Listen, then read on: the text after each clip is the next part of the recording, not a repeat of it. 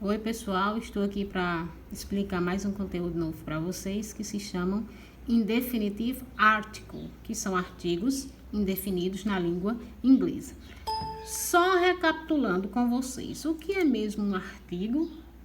Artigo, gente, é uma classe de palavra que ela serve, que ele serve, no caso dos artigos, para quê? Servem para acompanhar os substantivos. Então, o que é um artigo?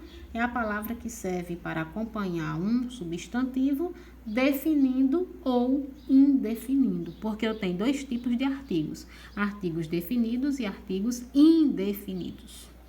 Então, os artigos possuem um papel muito importante na língua inglesa, assim como também na língua portuguesa, e é por meio deles que a gente vai entender a quem é que a informação está se referindo. Quais são os artigos indefinidos em inglês? E, a, n. E uma, uma e uma. E eu tenho um único artigo definido que é o the. Que o the, ele vai ser singular ou plural dependendo do contexto. Eu tenho aqui, artigos indefinidos. A, o n, que é como eu falei para vocês, um e uma. E os artigos definidos, ou artigo definido, que é somente um. The, o, a, os e as. Aqui eu já disse para vocês que os artigos indefinidos, o significado dos dois é um e uma, e o que vai diferenciar é justamente os usos, o contexto, as regras.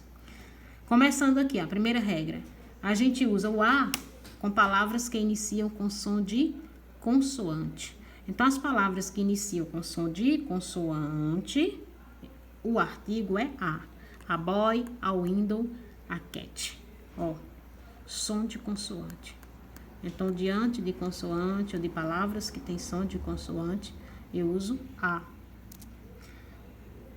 Agora, eu tenho a seguinte observação. Se o a tem som de U, certo? O a tem som de U, eu vou usar a. O que é que eu quero mostrar para vocês? Isso daqui são vogais. Mas por que eu uso a? Porque esse U e esse U, ele tem som de IU. Então, para sons de IU, mesmo sendo consoante, eu vou usar, mesmo sendo vogal, aliás, eu vou usar o A. Essa é a primeira exceção. A European, a University, a Unity. Então, eu quero que vocês enfatizem nisso. Usa-se A antes de palavras iniciadas por U ou EU, quando elas têm som de Y, U. Quando é que eu uso o N? Eu uso o N para som de vogais. Então, eu uso A, som de consoante, N, som de vogal. An egg, an umbrella, an orange. Aqui, E-U-O. An egg, an umbrella, an orange. E qual é a exceção? Eu uso N diante de H mudo. Então, o que é H mudo? Quando o H não tem som. Enos, man, an hour. Então, esse H aqui não tem som. Se tivesse, não seria N, seria A. Como, por exemplo, a house, porque o H tem som de R. Quando o H é mudo, eu uso N. Certo? Aqui, o que eu acabei de falar, A unity, a house, an umbrella, an hour. Então, o H aqui, ele tem som. Se ele tem som, então aqui ele é uma consoante. Então, eu uso A. O H aqui, ele não tem som. Então, ele não existe. Então, fica como se fosse a vogal. Então, eu uso N. Os usos dos artigos indefinidos. Quais são os casos? Então, eu uso o artigo definido.